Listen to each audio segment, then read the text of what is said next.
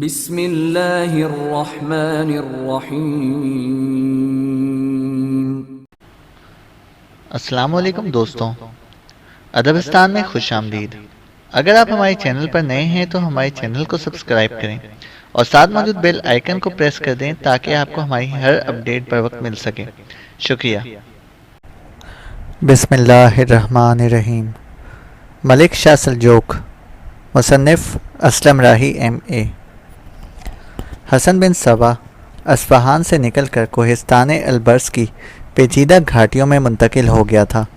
انہی گھاٹیوں کے اندر قلعۃ الموت تھا۔ آس پاس تالکان جنت نظیر وادیاں تھیں، چاروں طرف سبزہ زار تھا۔ یہاں حسن بن صبا کے لیے کوئی خطرہ نہ تھا۔ کھل کر اس نے اپنے کام کی ابتدا کی۔ ان وادیوں میں باطنیوں کا داعی کبیر عبد الملک بن عطاش پہلے ہی اپنے کام کی بنیاد رکھے ہوئے تھا، اور کوہستان البرز کی ان وادیوں پہاڑی سلسلوں کے اندر جس قدر ہستیاں تھیں انہیں اپنے عقیدت مندوں میں شامل کر چکا تھا۔ اب حسن بن صبا نے اس کام کو مزید آگے بڑھانا شروع کیا۔ آس پاس کی ساری بستیوں اور قصبوں کو اپنے حلقہ ارادت میں شامل کرنے کے بعد اس نے قلعۃ الموت میں بھی آنا جانا شروع کر دیا، اور قلعے کے اکثر محافظوں کو بھی اس نے اپنے ارادت مندوں میں شامل کر لیا۔ حسن بن صبا بظاہر مجسم امن و امان، خیر و مہر کا مجسمہ، فہم و حکمت و ادراک کا محور اور راحت و خرم کی فکر سے بالکل بے نیاز لگتا تھا، لیکن باطن میں وہ کالی سازشوں، بربریت، مکاری سے بھی زیادہ ہولناک تھا۔ من کی چتا موت کے بستر کھڑے کرتے خوشی محسوس کرتا تھا۔ اندیشوں کے اندھیارے اور آویزشوں پہ کار کھڑی کرنا اس کا محبوب مشغلہ تھا۔ ظاہر میں وہ دلائل و شواہد کا دانۂ راز، اخلاقی اور روحانی طور پر استوار عزم اور عظیم اعتماد رکھنے والا انسان لگتا تھا، لیکن اندر سے دشمن، دین و ایمان، غارت، صدق و ایثار غلط کرنے والا تھا۔ اپنے دور کا بدترین فتنہ گر تھا، سیاہ دل، بخیل، موذی اور کینہ فطرت رکھنے والا ایک ابلیسی گماشتہ تھا۔ قلعۃ الموت میں اس کے آنے جانے سے بھی نتائج ظاہر ہونا شروع ہوئے۔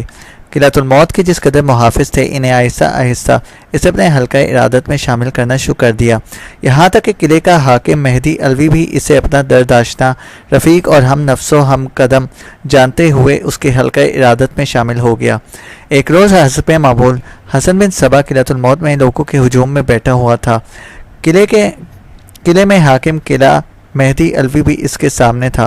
اس موقع پر حسن بن صبا نے بڑی دانائی اور ریاکاری سے کام لیتے ہوئے اپنی کامیابی کا پتہ پھینکا اور قلعے کے حاکم مہدی علوی کو مخاطب کر کے کہنے لگا، مہدی علوی، تمہارا یہ قلعہ بڑا خوبصورت، بڑا جاذب نظر اور پرکشش ہے۔ دل چاہتا ہے میرے لیے اس قلعے میں کوئی ایسی جگہ ہو جہاں میں پرسکون ماحول میں نماز ادا کیا کروں۔ مہدی علوی پہلے ہی حسن بن صبا سے متاثر تھا، کہنے لگا، آپ کس قسم کی گفتگو کرتے ہیں؟ یہ سارا قلعہ آپ ہی کا تو ہے، جہاں چاہے آپ نماز ادا کیا کریں، کیا یہاں کوئی آپ کو روک سکتا ہے؟ بڑے یارانہ انداز میں حسن بن صبا نے اس کی طرف دیکھا، پھر کہنے لگا، مہدی، نماز ادا کرنے کے میرے اپنے کچھ طریقے ہیں۔ میرا اصول ہے کہ نماز وہاں ادا کی جائے جہاں ملکیت ہو۔ تمہارا قلعہ میں دیکھتا ہوں خلوص سے دل سے عبادت کرنے کے لیے بڑا موزوں ہے، لیکن میرے نزدیک عبادت اسی جگہ قابل قبول ہوتی ہے جب انسان اپنی مملوکہ زمین پر نماز ادا کرے۔ مہدی، اگر تم برا نہ مانو تو اس قلعے میں مجھے اتنی زمین دے دو جو ایک بیل کے چمڑے کے اندر آ جائے، تو میں اس کے عوض یا اس کی قیمت میں تمہیں 3000 دینار نقد ادا کروں گا۔ ایک بیل کے چمڑے بھر زمین کے لیے یہ رقم بہت زیادہ تھی۔ مہدی کی باچھیں کھل گئیں، اندر ہی اندر اس کا دل چھلانگیں لگانے لگا تھا کہ ایک بیل کے چمڑے جتنی زمین کے عوض اسے اتنی بڑی رقم مل رہی ہے۔ کچھ دیر خاموشی رہی، یہاں تک کہ حسن بن صبا نے پھر اسے مخاطب کیا، مہدی، کیا تمہیں یہ قبول ہے؟ مہدی اپنی خوشی پر قابو پاتے ہوئے کہنے لگا، جی مجھے بالکل منظور ہے۔ آپ اس رقم کے عوض مجھ سے اتنی زمین لے لیں جو بیل کے چمڑے کے اندر آ جائے۔ مہدی کا یہ جواب سن کر حسن بن صبا کے لیے بے حد خوشی اور مسرت انبساط کا باعث بنا، کہنے لگا، اس طرح نہیں، جو گفتگو میرے اور تمہارے درمیان ہوئی ہے اسے تحریری شکل دینی ہی چاہیے، اس پر گواہ مقرر ہونے چاہیے۔ مہدی اس پر بھی تیار ہو گیا، لہٰذا حسن بن صبا اور مہدی علوی کے درمیان معاہدہ ہو گیا کہ 30,000 دینار کے عوض مہدی علوی اپنے قلعے کے اندر حسن بن صبا کو اتنی جگہ دے دے گا جو ایک بیل کے چمڑے کے اندر آ جائے۔ یہ معاہدہ ہونے کے بعد حسن بن صبا نے اپنا عیارانہ رنگ، اپنا دھوکے باز ذہن دکھانا شروع کیا۔ اسے بیل کا ایک چمڑا لیا، پھر اسے بالکل باریک باریک دھجیوں میں کاٹا۔ ان دھجیوں کو آپس سے جوڑ کر اس قدر لمبا کر لیا کہ وہ دھجیاں پورے قلعۃ الموت کے نام کے قلعے پر حاوی ہو گئیں۔ جب ان جڑی ہوئی دھجیوں کو ناپا گیا تو وہ واقعی پورے قلعے میں پھیل گئیں۔ پھر حسن بن صبا نے اس موقع پر مہدی کو مخاطب کر کے کہنا شروع کیا، مہدی، میرے اور تمہارے درمیان تحریری معاہدہ ہو چکا ہے کہ جس قدر جگہ ایک بیل کے چمڑے کے اندر آ جائے گی اس کا میں مالک ہوں گا۔ اب تم دیکھو، تمہارا یہ پورا قلعہ بیل کے چمڑے کے اندر آ چکا ہے، اس سے کوئی زائد چیز میں نے نہیں لگائی۔ تمہارے سامنے بیل کے چمڑے کی دھجیاں کاٹ کر انہیں جوڑا ہے، اور اب تحریری طور پر میں اس قلعے کا مالک ہو گیا ہوں۔ اس سلسلے میں تمہیں کوئی اعتراض ہے؟ مہدی علوی حسن بن صبا کی اس حرکت پر دنگ رہ گیا، کچھ دیر خاموش رہا، پھر کہنے لگا، لیکن جو طریقہ کار آپ نے استعمال کیا ہے اس کی بات میرے اور آپ کے تحریری معاہدے کے اندر تو نہیں ہے۔ معاہدہ تو یہ کہتا ہے کہ آپ مجھ سے 30,000 دینار کے عوض صرف اتنی جگہ لیں گے جو ایک بیل کے چمڑے کے برابر ہو یا اس کے اندر آ جائے۔ اب جو یہ آپ نے دھجیاں جوڑ کر اتنا لمبا رسہ بنا دیا ہے جو میرے پورے قلعے پر حاوی ہو چکا ہے، تو کیا ایسی بات ہماری تحریر میں ہے؟ حسن بن صبا نے کھا جانے والے انداز میں مہدی کی طرف دیکھا۔ مہدی، تم بھول رہے ہو، معاہدہ یہ تھا کہ بیل کے چمڑے میں جس قدر جگہ آ جائے وہ 3,000 دینار کے عوض میری۔ اب تم دیکھتے ہو کہ یہ جو دھجیاں میں نے جوڑی ہیں یہ ساری بیل کے چمڑے کے اندر ہے۔ اب تمہارا پورا قلعہ اسی چمڑے کی زمین میں آ رہا ہے، تو اس میں میرا تو کوئی قصور نہیں۔ اب تحریری طور پر اس قلعے کا میں مالک ہوں۔ مہدی علوی بڑا مایوس اور فکر مند ہو گیا، کہنے لگا، لیکن شیخ، تحریر میں تو یہ لکھا ہے کہ 3,000 دینار کے عوض آپ صرف بیل کے چمڑے کے اندر آنے والی زمین کے مالک ہوں گے۔ حسن بن صبا برانگیختہ ہونے لگا، کہنے لگا، تم اندھے تو نہیں ہو؟ یہ جو دھجیاں ہیں بیل کے چمڑے کی ہی تو ہیں، اور تمہارا پورا قلعہ ان کی زد میں جو آ رہا ہے، تو اس کا مطلب یہ ہے کہ پورا قلعہ بیل کے چمڑے میں ہی کی زد میں ہے۔ میں ایک بات کو بار بار سننے کا عادی نہیں ہوں۔ اس کے ساتھ ہی حسن بن صبا نے اپنے دائی کبیر عبد الملک بن عطاش کو آنکھ سے مخصوص اشارہ کیا۔ اس پر عبد الملک بن عطاش حرکت میں آیا اور مہدی علوی کا بازو اس زور سے پکڑا اور اسے بڑے پیار سے، بڑی شفقت میں مخاطب کر کے کہنے لگا، مہدی علوی، تم ذرا میرے ساتھ آؤ تاکہ یہ معاملہ آگے نہ بڑھے، یہیں تم تھم جائے۔ عبد الملک بن عطاش چونکہ مہدی علوی کا پرانا جاننے والا تھا، لہٰذا مہدی علوی چپ چاپ اپنی جگہ سے اٹھا اور اس کے ساتھ ہو لیا۔ ابن عطاش اسے ایک قریبی کمرے میں لے گیا، اپنے سامنے بٹھایا، پھر مخاطب کر کے کہنے لگا، مہدی علوی، تم بازی ہار چکے ہو۔ دیکھو، اب تمہارا پورا قلعہ بیل کے چمڑے کی زد میں ہے۔ یہ بھی اپنے دل میں رکھو کہ ہم لوگ اپنے معاملات کی وضاحت اور توضیح اور تعویل سے کچھ مختلف کرتے ہیں۔ اس بنا پر جو فیصلہ شیخ حسن بن صبا کر رہے ہیں وہی آخری ہے۔ دیکھو، اگر اس فیصلے کے خلاف آؤ گے تو تمہاری جان محفوظ نہیں رہے گی۔ تمہارے قلعے کے اندر جس قدر تمہارے لشکری اور تمہارے محافظ ہیں وہ تمہارے بجائے حسن بن صبا کا ساتھ دیں گے، اس لیے کہ وہ سارے حسن بن صبا کے ارادت مندوں میں شامل ہو چکے ہیں۔ اگر تمہیں اس معاملے میں کوئی شک ہو تو اس کمرے کی کھڑکی کے سامنے آن کھڑے ہو، میں ذرا باہر جاتا ہوں اور تمہیں تمہارا معاملہ سمجھاتا ہوں۔ مہدی علوی حیران اور پریشان تھا، چپ چاپ اس کھڑکی کے سامنے آن کھڑا ہوا۔ کھڑکی کے سامنے باہر کی طرف عبد الملک بن عطاش نے ان سارے دستوں کو لا کھڑا کیا جو مہدی علوی کی ذاتی حفاظت پر مامور تھے۔ پھر کھڑکی کے قریب آیا اور محافظ دستے کے لشکریوں کو مخاطب کرتے ہوئے کہنے لگا، اگر میں تم سے یہ سوال کروں کہ تم مہدی علوی یا شیخ حسن بن صبا میں سے ایک کا انتخاب کرو اور ایک کا خاتمہ کر دو تو تم کس کے حق میں جاؤ گے، کس کے مخالف ہو جاؤ گے؟ اس پر ان سب لوگوں نے اپنے چمکتے ہوئے خنجر نکال لیے اور کہنے لگے، ہم ہر معاملے میں شیخ حسن بن صبا کا ساتھ دیں گے۔ یہ صورتحال مہدی علوی کے لیے بڑی خوفناک تھی اور حوصلہ شکن تھی۔ بیچارے کی گردن جھک گئی۔ عبد الملک بن عطاش نے محافظ دستے کے ان لشکریوں کو منتشر کر دیا، دوبارہ اس کمرے میں آیا۔ مہدی علوی گردن جھکائے کھڑکی کے پاس کھڑا تھا، اسے ہاتھ سے پکڑ کر عبد الملک بن عطاش کمرے کے وسط میں لایا اور کہنے لگا، مہدی علوی، ابھی تک تم شیخ حسن بن صبا کی طاقت اور قوت سے واقف نہیں ہو۔ وہ نہ صرف ظاہری طاقت رکھتا ہے بلکہ اس کی طاقت باطنی بھی ہے، وہ ناقابل تسخیر ہے۔ جو یہ تحریر لکھی گئی ہے اس کی پاسداری نہ کرو گے تو شیخ کے سامنے حجت اور دلائل پیش کرو گے اور اس کی بات نہ مانو گے تو یاد رکھنا اپنی زندگی کو خطرات میں ڈال دو گے۔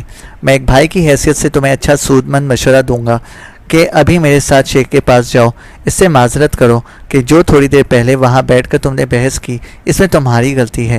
شیخ کے سامنے جا کر یہ بھی تسلیم کر لو کہ یہ پورا قلعہ اب شیخ کا ہے، اس کی ملکیت ہے، وہ جس کو چاہے قلعے میں رکھے، جس کو چاہے نکال دے۔ دیکھو، اگر ایسا نہیں کرو گے تو جہاں بھی جاؤ گے تمہاری جان محفوظ نہیں ہوگی۔ اگر شیخ کو خوش کر کے تم جہاں بھی جانا چاہو گے تو تم محفوظ رہو گے، اپنی مرضی اپنی منشا کے مطابق زندگی بسر کرتے رہو گے۔ میرے خیال میں تم شش و پنج میں پڑ گئے ہو، آؤ میرے ساتھ، جو کچھ میں نے کہا ہے یہی کچھ جا کے شیخ سے کہو، اسے میں تمہاری بہتری اور تمہاری بھلائی ہے۔ مہدی علوی چپ چاپ عبد الملک بن عطاش کے ساتھ ہو لیا۔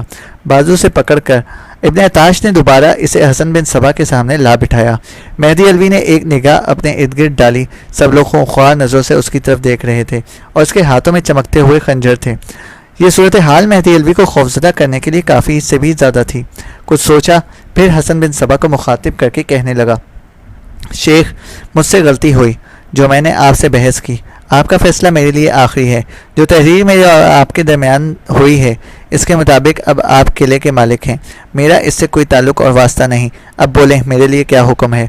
مہدی علوی کا یہ جواب سن کر حسن بن صبا خوش ہو گیا، دو تین بار اس کا شانہ تھپتھپایا اور کہنے لگا، مہدی علوی، تم بڑے کام کے اور انتہائی مخلص آدمی ہو۔ دیکھو، میں کسی بھی صورت تمہاری جان کے در پہ تو نہیں ہونا چاہتا، لیکن میں یہ بھی پسند نہیں کرتا کہ کوئی مجھ سے معاہدہ کرے اور پھر اس معاہدے کی پاسداری نہ کرے۔ اب جب کہ تم تسلیم کر چکے ہو کہ میں اس قلعے کا مالک ہوں، تو میں اس موقع پر تمہیں ایک بڑی اچھی نصیحت کروں گا، اور وہ یہ کہ تم اس قلعے کو چھوڑ کر ہمیشہ کے لیے چلے جاؤ۔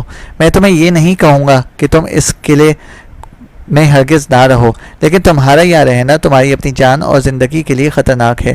مہدی علوی، اگر تم یہاں رہتے ہو تو میرے عقیدت مندوں کے ذہن میں یہی بات رہے گی کہ قلعے کے پہلے مالک تم تھے اور اب اس قلعے کا مالک میں ہوں۔ وہ یہ بھی کہیں گے کہ کسی بھی وقت اس قلعے کی ملکیت کی خاطر میرے اور تمہارے درمیان تکرار ہو سکتی ہے، دنگا فساد اٹھ کھڑا ہو سکتا ہے۔ ایسی صورت میں میرے عقیدت مند کسی بھی صورت یہ پسند نہیں کریں گے کہ تم یہاں رہو۔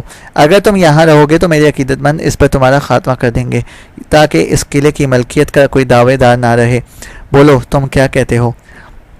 میری اس مخلصانہ نصیحت کے باوجود اگر تم یہاں رہنا چاہتے ہو تو میں تمہیں منع نہیں کروں گا، اور اگر تم اس قلعے کو چھوڑنے پر آمادہ ہو جاتے ہو تو میں تم سے یہ کہتا ہوں کہ مزے اور پرسکون سے رہنے کے لیے بہت سی جگہیں ہیں، اس کا انتظام میرا دائی کبیر ابن عطاش کر دے گا۔ تم چاہو تو حمص جا سکتے ہو، وہاں کا والی ابن ملاحب ہمارا اپنا آدمی ہے۔ اگر نہ جانا چاہو تو طرابلس جا سکتے ہو، وہاں بھی ہمارا باطنی حاکم ہے۔ اس کے علاوہ جن ملکوں میں جا کر تم پرسکون رہ سکتے ہو ان میں انامیہ، عرفہ اور آس پاس کے شہر ہیں۔ اگر ان میں بھی تم نہ رہنا چاہو تو یمن چلے جاؤ، وہاں صلیحین کی حکومت ہے، وہ بھی باطنی ہمارے اپنے آدمی ہیں۔ مگر ایک بات اپنے ذہن میں رکھنا، کسی بھی صورت سلجوکیوں کے سلطان ملک شاہ سلجوکی یا اس کے کسی نامور سالار کے پاس مت جانا، نہ ان کے پاس ہماری شکایت اور نالش کرنا۔ اس کے علاوہ تم جہاں چاہے چلے جاؤ، تمہاری مرضی ہے۔ جن شہروں کا میں نے ذکر کیا ہے، اگر وہاں جانا چاہو تو تمہاری رہائش کا عمدہ انتظام کیا جائے گا۔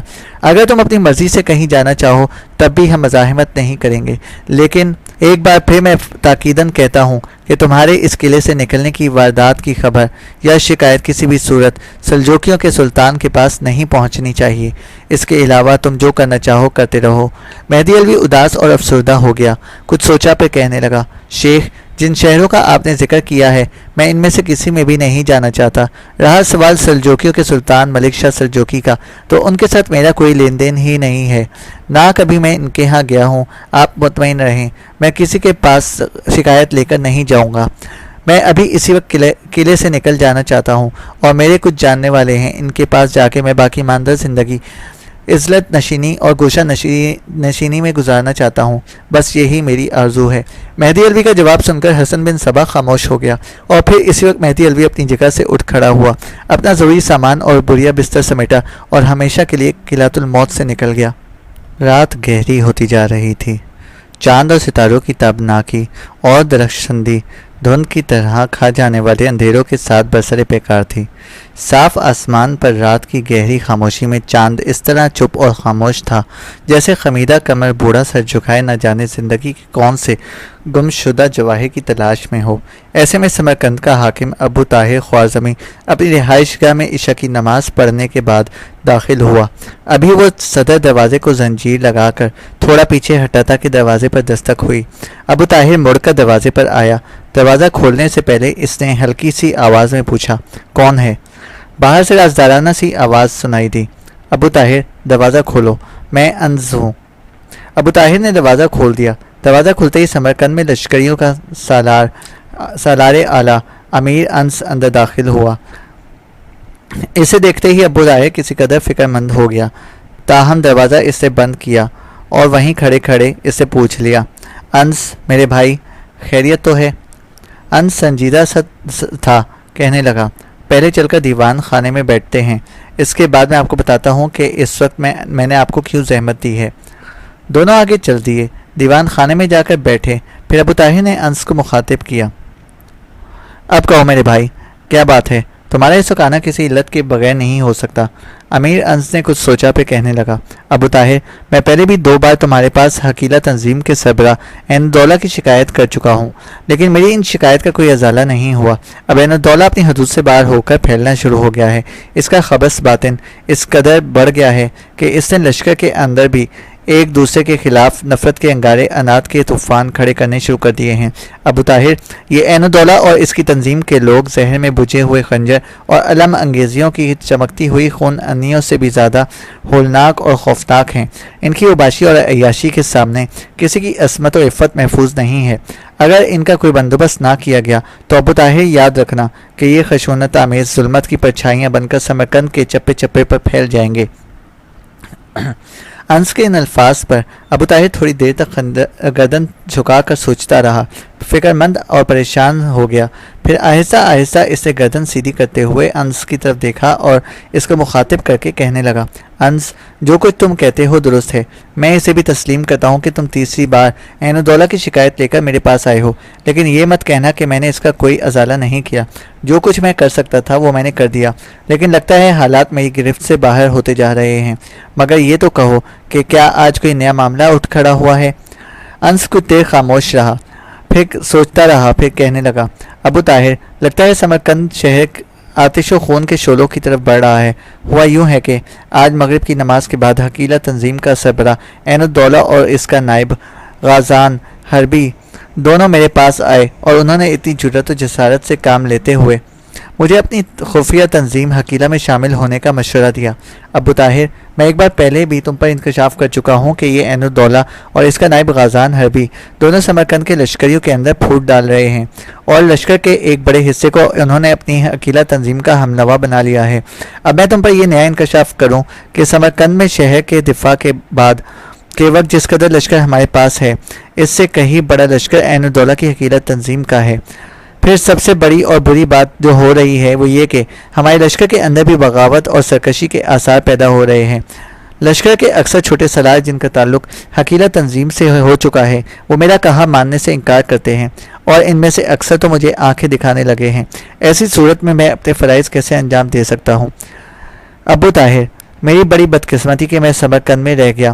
تم جانتے ہو کہ سمرقند کا حاکم شہاب الدین تھا اور امیر ارسلان یہاں سمرقند کے لشکریوں کی تربیت کے لیے نیشا پور سے آئے ہوئے تھے، تو میں امیر ارسلان کے نائب کی حیثیت سے سمرقند کا کام کرتا رہا ہوں۔ شہاب الدین نے جب ارسلان کو سلطان کے خلاف بغاوت پر اکسایا اور کسی نہ کسی طرح ارسلان نیشا پور کی طرف بھاگ گیا تو مجھ سے غلطی ہوئی، میں سمرقند کے اندر ہی روپوش ہو گیا۔ مجھے چاہیے تھا کہ میں امیر ارسلان کے ساتھ ہی سمرقند سے نیشا پور کی طرف بھاگ جاتا۔ اس شہر کی بدقسمتی کے بغاوت پر بغاوت کھڑی ہو رہی ہے۔ شہاب الدین کے بعد احمد خان بغاوت کر چکا ہے، احمد خان کے بعد اب پھر سمرقند کے اندر بغاوت کے شعلے بڑی تیزی سے بلند ہوتے دکھائی دے رہے ہیں۔ سمرقند کا جو دفاعی لشکر ہے اس کی آدھی سے زیادہ تعداد حقیلہ تنظیم کی ہمنوا ہو چکی ہے۔ اب ابو طاہر تم ہی بتاؤ میں کیسے احسن طریقے سے یہ کام سر انجام دے سکتا ہوں؟ سمرقند کی شہر پناہ کے دروازے پر جو ہر روز محافظ مقرر کیے جاتے ہیں اور تبدیل ہوتے ہیں وہ بھی اب عین الدولہ اور غازان حربی کے مشورے سے ہوتے ہیں۔ میرا ان پر بھی بس نہیں چلتا، اس لیے کہ اگر میں نے عین الدولہ اور غازان حربی حربی کے خلاف کوئی قدم اٹھانے کی کوشش کی تو یاد رکھنا لشکر کے اندر بغاوت ہو جائے گی، اور لشکر کے اندر بغاوت کھڑی ہوئی تو لشکر کا آدھے سے زیادہ حصہ عین الدولہ اور غازان حربی کے ساتھ مل جائے گا۔ جو تھوڑے سے بہت بچیں گے وہ بھی خوفزدہ ہو کر حقیرہ تنظیم میں شامل ہو جائیں گے۔ اس طرح شہر میں ہماری کیا حیثیت رہ جائے گی؟ بلکہ یوں کہنا چاہیے، میں تو تمہیں پہلے بھی سے بھی تنبیہ کے طور پر بتا دیتا ہوں کہ آج نہیں تو کل اس عین الدولہ اور غازان حربی کے ہاتھ ہم دونوں کے گریبان تک پہنچیں گے۔ جہاں تک میں جان سکا ہوں سمرقند کے سلسلے میں عین الملک اور غازان حربی کے درمیان ساز باز ہو چکی ہے۔ عین الدولہ سمرقند کے حاکم اور غازان حربی لشکریوں کا سالار بننے کا خواب دیکھ رہے ہیں۔ ایسی صورت میں وہ تمہیں اور مجھے کسی صورت برداشت نہیں کریں گے۔ انس خاموش ہو گیا۔ حاکم سمرقند ابو طاہر پھر گردن چھکا کر کچھ دیر تک سوچتا رہا اور فیصلہ کن انداز میں کہنے لگا، انس میرے بھائی، تمہارا کہنا درست ہے۔ لگتا ہے میں اور تم دونوں ہی سمرقند میں بے بس اور لاچار ہوتے جا رہے ہیں۔ میں نے ایک فیصلہ کیا ہے، کل دن کے وقت میں عین الدولہ اور غازان حربی دونوں کو بلاؤں گا اور سمجھاؤں گا کہ لشکر کے اندر تنظیم کا دائرۂ کار نہ پھیلائیں، اپنی تنظیم کو اپنی گرفت میں رکھیں اور وہ لشکری معاملات میں دخل اندازی نہ کریں۔ ساتھ ہی انہیں یہ بھی کہوں گا کہ لشکر میں میرے اور انس کے احکامات جاری و ساری رہنا چاہیے اور حقیرہ تنظیم کا کوئی بھی فرد ان میں دخل اندازی نہ کرے۔ انس میرے بھائی، معاملہ اب یوں ہے کہ اگر عین الدولہ اور غازان حربی دونوں میری نصیحت کو مان لیا تو میں سمجھتا ہوں کہ ہم دونوں مل کر سمرقند کے حالات کو درست کرنے میں کامیاب ہو جائیں گے، اور اگر میں عین الدولہ اور غازان حربی کو منانے میں ناکام رہا تو پھر میں آخری قدم اٹھاؤں گا۔ چونکنے کے انداز میں انس نے ابو طاہر کی طرف دیکھا، پھر بڑی بے چینی سے پوچھا، کیا آخری قدم؟ بھائی، اگر عین الدولہ اور غازان حربی نے سمرقند کے پورے لشکر ہی کو اپنی تنظیم میں شامل کرنے کا عمل جاری رکھا تو پھر میں سمرقند کی حاکمیت چھوڑ کر چپ چاپ خوارزم کی طرف روانہ ہو جاؤں گا۔ باقی زندگی اپنے آبائی قصبے میں عزلت نشینی اور گوشہ نشینی میں گزار دوں گا۔ میرے بھائی، تم کسی کو بتائے بغیر ایسا کرنا، سمرقند سے سلطان ملک شاہ سلجوقی کی طرف چلے جانا، اس کو پورے حالات سے آگاہ کرنا۔ اس بار سلطان کو چاہیے کہ شہر کے اندر جس قدر باغی ہیں ان کو کچل کے رکھ دے۔ ماضی میں سلطان بڑی رحم دلی اور بڑی نرمی سے کام لیتا رہا ہے۔ جو عناصر بھی شہر کے اندر بغاوت کھڑی کرتے رہے ہیں سلطان انہیں معاف کرتا رہا ہے۔ اگر حالات اسی طرح رخ اختیار کیے رہے تو پھر تم سمرقند سے نکل کر سلطان کی طرف جاؤ تو میری طرف سے سلطان کو یہ پیغام دینا کہ اس بار اگر وہ سمرقند کا رخ کرے تو سمرقند کے اندر جس قدر باغی ہیں ان کا خاتمہ کیے بغیر یہاں سے نہ جائیں۔ ابو طاہر جب خاموش ہوا تو انس بول اٹھا، ابو طاہر، تم مجھے تو سلطان کی طرف جانے کا مشورہ دیتے ہو، تم خود میرے ساتھ کیوں نہیں جاتے؟ ابو طاہر کے چہرے پر تلخ سی مسکراہٹ نمودار ہوئی۔ نہیں انس میرے بھائی، میں ایسا نہیں کروں گا۔ سلطان کی طرف تم اکیلے ہی جاؤ گے، میں خوارزم کا رخ کروں گا۔ اگر ہم دونوں سلطان کی طرف ہیں تو سلطان بغاوت کرنے کے لیے سمرقند پر لشکر کشی کرتا ہے تو مجھے یوں یقین ہے کہ سلطان ہر باغی کو کچل کر رکھ دے گا۔ بغاوت کو کچلنے کے بعد میں جانتا ہوں سلطان ایک بار پھر مجھے سمرقند کا والی بنائے گا، اور میں یہ حاکمیت نہیں چاہتا۔ یہ شہر بہت خطرناک ہے، آئے روز بغاوتیں اور نئی تنظیمیں اٹھتی رہتی ہیں۔ تم جانتے ہو میں حرب و ضرب کا کوئی اتنا ماہر نہیں، تم ایک تیغ زن ہو، جنگ کا بھی وسیع تجربہ رکھتے ہو، امیر ارسلان کے نائب کی حیثیت سے کام کرتے رہے ہو۔ میرے خوارزم کی طرف چلے جانے کے بعد اگر تم سلطان کا رخ کرتے ہو، سلطان اس بغاوت کو فروغ کرتا ہے تو مجھے پکی امید ہے کہ سلطان تمہیں شہر کا حاکم مقرر کر دیں گے، اور میں یہ بھی امید رکھتا ہوں کہ اگر تمہیں سمرقند کا حاکم مقرر کیا جاتا ہے تو پھر تم ایک اچھے منتظم ہونے کی حیثیت سے آئندہ شہر کے اندر نہ کسی تنظیم کو پھلنے پھولنے دو گے، نہ کسی بغاوت کو جنم لینے دو گے۔ بس یہی میرا ارادہ ہے اور یہی میرا آخری فیصلہ ہے۔ بس ایک بار تم مجھے عین الدولہ اور غازان حربی سے بات کر لینے دو، اس کے بعد جو فیصلہ ہوگا اس پر عمل کیا جائے گا۔ امیر انس اپنی جگہ پر اٹھ کھڑا ہوا اور کہنے لگا، ابو طاہر، میں تمہاری اس تجویز سے اتفاق کرتا ہوں، اس لیے کہ اگر عین الدولہ اور غازان حربی تمہاری بات نہیں مانتے تو پھر تمہارا اور میرا سمرقند میں رہنا بے فائدہ ہی نہیں بلکہ انتہائی خطرناک بھی ہے۔ اب مجھے اجازت دو، میں جاتا ہوں۔ کل جب عین الدولہ اور غازان حربی سے تمہاری بات ہو تو اس کی اطلاع مجھے کسی آدمی کے ذریعے کر دینا۔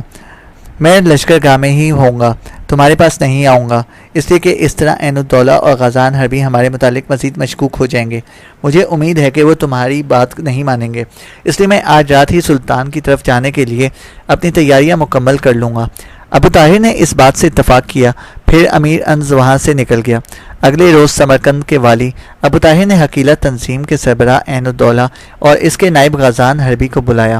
وہ دونوں جب اس کے ہاں آئے تو ان کے ساتھ ان کے کچھ محافظ اور مسلح جوان بھی تھے۔ دونوں کو ابو طاہر نے اپنی حویلی کی نشست گاہ میں بٹھایا۔ دونوں کے مسلح جوان حویلی کے ارد گرد اور نشست گاہ کے اطراف میں بھی پھیل گئے تھے۔ گفتگو کا آغاز ابو طاہر نے کیا اور عین الدولہ کی طرف دیکھتے ہوئے کہنے لگا، عین الدولہ، حقیلہ تنظیم کے سربراہ کی حیثیت سے تم اور سمرقند کے والی کی حیثیت سے میں بھی جانتا ہوں کہ سمرقند کے حالات بڑی تیزی سے خراب ہوتے جا رہے ہیں۔ میں نے پہلے بھی 2 بار تمہیں بلا کر سمجھایا تھا کہ اپنی تنظیم کو ایک حدود کے اندر رکھو، لیکن تم لوگوں نے میری بات ماننے پر تیار ہی نہیں ہو۔ اب گزشتہ شب لشکریوں کا سالار امیر انس میرے پاس آیا تھا۔ وہ اپنے عہدے سے دستبردار ہونا چاہتا ہے۔ اس کا کہنا ہے کہ اب لشکر میں کوئی اس کی سنوائی ہی نہیں ہے، اور معاملہ یہاں تک بڑھ گیا ہے کہ اب لوگ اسے حقیلہ تنظیم میں شامل ہونے کی باقاعدہ دعوت دے رہے ہیں۔ اس کے ماتحت کرنے والے لشکری اور سالار اس کو آنکھیں دکھاتے ہیں۔ اب تم ہی بتاؤ، ایسے حالات میں کیا سمرقند کا نظم و نسق برقرار رہ سکتا ہے؟ ابو طاہر جب خاموش ہوا تو بڑی ڈٹائی اور بے غیرتی کا مظاہرہ کرتے ہوئے عین الدولہ کہنے لگا، ابو طاہر، امیر انس نے اچھا کیا کہ وہ تمہارے پاس آیا۔ میں اور حربی دونوں نے اپنی تنظیم میں شامل ہونے کی اسے دعوت دی تھی، لیکن اس نے ایسا کرنے سے انکار کر دیا۔ ہم نے اسی وقت اس پر ظاہر کر دیا تھا کہ اگر وہ ہماری تنظیم میں شامل نہیں ہوتا تو پھر عہدہ چھوڑ کر چلا جائے، کہیں چلا جائے، ہم اسے کچھ نہیں کہیں گے، لیکن جہاں تک ہماری تنظیم کا تعلق ہے تو وہ پورے شہر میں پھیل چکی ہے۔ سمرقند شہر کا جو محافظ لشکر ہے وہ پوری طرح سے ہماری تنظیم پر مشتمل ہے۔ اب باقی کیا رہتا ہے؟ رہی بات لشکریوں اور سالاروں کے آنکھیں دکھانے کی، تو جب تک انس کا تعلق اس تنظیم سے نہیں ہوگا تو لشکری اور سالار اسے آنکھیں تو دکھائیں گے ہی۔ وہ آج ہماری تنظیم میں شامل ہو جائے، پھر دیکھنا کیسے سارے سالار اور لشکری اس کی فرما برداری کرتے ہیں، ہم دونوں کیسے اس کا کہا مانتے ہیں۔ ابو طاہر کے چہرے پر دور دور تک افسردگی اور پریشانی پھیل گئی۔ کچھ سوچا پھر کہنے لگا، اس کا مطلب ہے تم دونوں شہر کے حالات خراب کرنے پر تل گئے ہو۔ تیز نگاہوں سے عین الدولہ نے ابو طاہر کی طرف دیکھا، پھر پوچھ لیا، کون شہر کے حالات خراب کرے گا؟ ابو طاہر کسی قدر دھیمے لہجے میں کہنے لگا، عین الدولہ، میں آخری بار تمہیں سمجھاتا ہوں کہ اپنی تنظیم کو ایک طرف رکھو، سمرقند کے محافظ لشکر کے اندر دخل اندازی نہ کرو۔ اگر تم میری بات مانتے ہو تو حالات ٹھیک ہو جائیں گے، اگر نہیں مانتے تو میں نے تہیہ کر رکھا ہے کہ میں سمرقند کی عمارت سے علیحدہ ہو جاؤں گا، اور اس کے بعد شہر میں جو تمہارا جی چاہے کرتے رہنا۔ ابو طاہر کے ان الفاظ پر عین الدولہ کے چہرے پر مسرت کی لہریں بکھر گئیں۔ پھر کہنے لگا، اگر تم سمرقند کی عمارت سے علیحدہ ہو کر خوارزم جانے کا فیصلہ کر چکے ہو تو ہم تمہیں روکیں گے نہیں، شاندار طریقے سے تمہیں الوداع کہیں گے، اس کے بعد شہر کا دفاع ہم اپنے ہاتھ میں لے لیں گے۔ ابو طاہر نے کھا جانے والے انداز میں عین الدولہ کی طرف دیکھا، پھر کہنے لگا، جانتے ہو اس کا کیا انجام ہوگا؟ میں اور انس دونوں جب شہر سے نکل جائیں گے تو یاد رکھنا، شہر کسی آتش فشاں کی صورت اختیار کرے گا جو ایسا پھٹے گا کہ ہر چیز کو اپنے اندر لاوے کی طرح بہا کے لے جائے گا۔ کون لاوا بنے گا؟ کون شہر کے اندر آتش فشاں بن کے نمودار ہوگا؟ عین الدولہ نے بھی بڑی تیز نگاہوں سے ابو طاہر کی طرف دیکھ کر پوچھا۔ ابو طاہر پھر بولا، دیکھو عین الدولہ، جب میں اور انس دونوں سمرقند سے نکل کر خوارزم کی طرف چلے جائیں گے تو پھر یاد رکھنا کہ کسی نہ کسی طرح سلطان ملک شاہ سلجوقی کو سمرقند میں اٹھنے والی بغاوت کی خبر ہو جائے گی، اور پھر سلطان آندھی اور طوفان کی طرح اٹھے گا اور ہر چیز کو اپنے سامنے اڑا کے رکھ دے گا۔ اس بار وہ سختی سے بھی کام لے گا، اس لیے کہ وہ سمرقند میں اٹھنے والی آئے دن کی بغاوتوں سے پہلے ہی نالاں ہو چکا ہے۔ یہاں تک کہنے کے بعد ابو طاہر خاموش ہو گیا۔ جان بوجھ کر وہ انس کے سلطان کی طرف جانے کے منصوبے کو چھپاتے ہوئے یہ کہہ گیا تھا کہ انس اس کے ساتھ خوارزم کا رخ کرے گا۔ کچھ دیر تک خاموشی رہی، اس کے بعد بڑی جرأت مندی کا اظہار کرتے ہوئے عین الدولہ کہنے لگا، ابو طاہر، اب حالات پہلے جیسے نہیں ہیں۔ اس بار اگر ہم سلجوقی سلطان ملک شاہ کے خلاف بغاوت کر رہے ہیں تو کچھ سوچ سمجھ کر رہے ہیں۔ اس بار سلطان اپنے لشکر کے ساتھ سمرقند پر چڑھ دوڑا تو اس کو ناکام و نامراد لوٹنا پڑے گا۔ تم اور انس دونوں اپنے منصوبے پر عمل کرو اور تم دونوں سمرقند سے خوارزم کی طرف جا سکتے ہو۔ اس کے ساتھ ہی عین الدولہ اپنے نائب غازان حربی کے ساتھ اٹھ کر وہاں سے چلا گیا۔ اس کے ساتھ گفتگو کی اطلاع ابو طاہر نے امیر انس کو کر دی، جس کے نتیجے میں سمرقند کو چھوڑ کر ابو طاہر خوارزم کی طرف چلا گیا، جبکہ شہر کے اندر نمودار ہونے والے صورتحال سے سلطان کو آگاہ کرنے کے لیے انس سمرقند سے سلطان کی طرف کوچ کر چکا تھا۔ سمرقند کے والی ابو طاہر اور لشکریوں کے امیر انس کے سمرقند سے روانہ ہو جانے کے بعد حقیلہ تنظیم کا سربراہ عین الدولہ اور اس کا نائب غازان حربی گو بے حد خوش اور مطمئن تھے کہ ابو طاہر بغیر کسی لڑائی جھگڑے، کسی حجت اور کسی کشمکش کے شہر ان کے حوالے کر کے چلے گئے ہیں۔ ان کی خوشی کا یہ مقام تھا کہ انہوں نے یہ تک جاننے کی کوشش نہیں کی کہ لشکریوں کا امیر انس ابو طاہر کے ساتھ خوارزم کی طرف گیا ہے یا اس نے کسی اور سمت کا رخ کیا ہے۔ بہرحال سمرقند کا اقتدار ملنے پر وہ اندھے سے ہو گئے تھے اور شہر پر قبضہ کرنے کے بعد انہوں نے ہر فعل کبھی کو اپنانے کا تہیہ کر لیا تھا۔ اس دوران انہیں ایک فکر بھی لاحق ہوئی کہ آج نہیں تو کل سلطان ملک شاہ سلجوقی کو خبر ہو جائے گی کہ حقیلہ تنظیم کے سربراہ عین الدولہ کے رویے سے تنگ آ کر سمرقند کا والی ابو طاہر خوارزم کی طرف چلا گیا ہے، اور عین الدولہ کو یقین تھا کہ جو ہی یہ خبر سلطان کے پاس پہنچے گی، سلطان ایک جرار لشکر لے کر نکلے گا اور سمرقند کا رخ کرے گا۔ اب عین الدولہ اور اس کے نائب غازان حربی کے سامنے جو سب سے بڑا تفکرات میں ڈال دینے والا پیچیدہ مسئلہ تھا وہ یہی تھا کہ اگر سلطان سمرقند پر حملہ آور ہوتا ہے تو شہر کا دفاع کیسے کیا جائے اور شہر پر اپنی حکمرانی کو کیسے بحال رکھا جائے۔ چند یوم تک لگاتار سوچ و بچار کے بعد آخرکار عین الدولہ اور غازان حربی دونوں اس نتیجے پر پہنچے کہ وہ اکیلے اپنی حقیلہ تنظیم کے لشکر کے ساتھ سلطان کے سامنے دفاع کا بند نہیں باندھ سکتے، نہ وہ سمرقند کا دفاع کر سکتے ہیں، نہ ہی شہر سے باہر نکل کر سلطان کا مقابلہ کرنے کی ان میں ہمت ہے، اور اگر سلطان شہر پر حملہ آور ہو گیا تو وہ شہر کو بھی محفوظ نہ رکھ سکیں گے۔ ان سارے سوالات کا جواب ان کے ذہن میں ایک ہی تھا، اور وہ یہ کہ کسی بڑی قوت کو سمرقند میں بلایا جائے، اسے اپنی گرفت اور اپنے قبضے میں رکھا جائے، تاکہ جب کبھی بھی سلطان ملک شاہ سلجوقی سمرقند پر حملہ آور ہو تو اس بڑی قوت کو آڑ بنا کر نہ صرف یہ کہ سلطان سے شہر کی حفاظت کا سامان کیا جائے بلکہ اسی قوت کے ذریعے شہر پر حکومت بھی کی جائے۔ اس ساری سوچ و بچار کے بعد دونوں نے یہی فیصلہ کیا کہ کاشغر کے بادشاہ کے بھائی تکین کو دعوت دی جائے کہ وہ ایک بہت بڑا جرار لشکر لے کر سمرقند آ جائے اور یہیں سمرقند پر حکومت کرے۔ اس مقصد کے لیے عین الدولہ اور غازان حربی نے تیز رفتار قاصد کاشغر کی طرف روانہ کیے اور تکین کو یہ پیشکش کی کہ تکین اس سے پہلے بھی سمرقند پر حکومت کرنے کا ذائقہ چکھنا چاہتا تھا، لیکن اسے امیر ارسلان کے ہاتھوں بدترین شکست ہو چکی تھی اور وہ واپس کاشغر چلا گیا۔ اب جو حقیلہ تنظیم کا سربراہ عین الدولہ اسے خود سمرقند پر آ کر شہر پر حکومت کرنے کی دعوت دے رہا تھا تو تکین نے اس دعوت کو قبول کر لیا۔